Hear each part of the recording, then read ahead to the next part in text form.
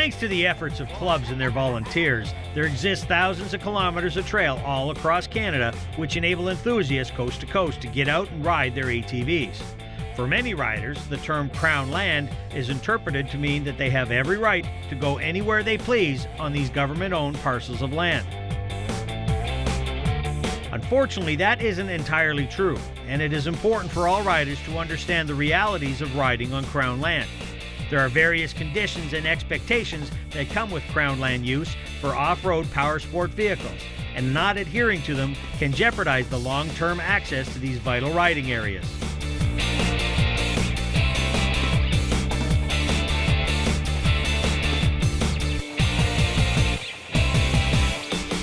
Ontario is an ATV playground.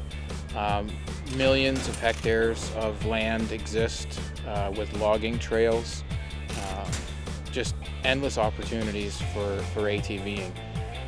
What many ATVers don't understand is that it's not all Crown land, that a lot of these trails are actually built by and maintained by groups of owners of hunt camps.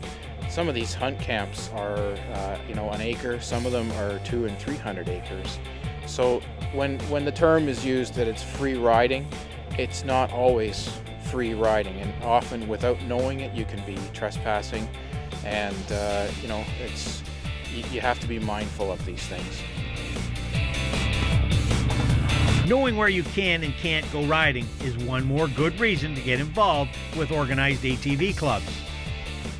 Well, this is where organized ATVing comes into play. Unorganized ATVing is the weekend warriors that just go wherever they can find mud and trails.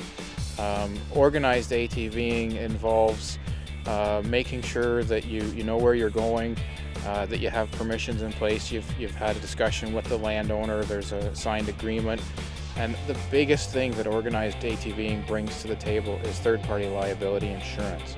This is an insurance product that is protecting the landowner from litigation from an accident that may happen on their trails. So, from a landowner's point of view, in many cases, they'd rather not have you on their land because you're trespassing.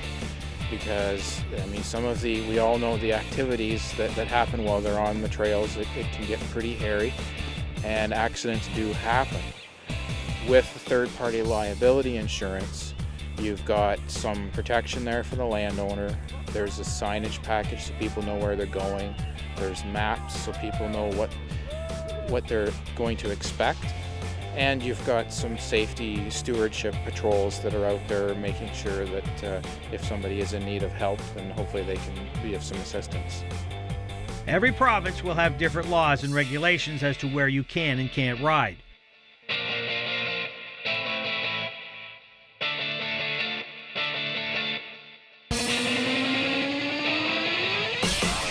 The bottom line is it is up to you as a rider to make sure that where you are riding is an approved area and that you are on a real designated trail route that ATVs are permitted to be on. If you abuse the privilege and tear up areas that are not approved, the Crown Land may be lost to us all. So please, be a responsible rider.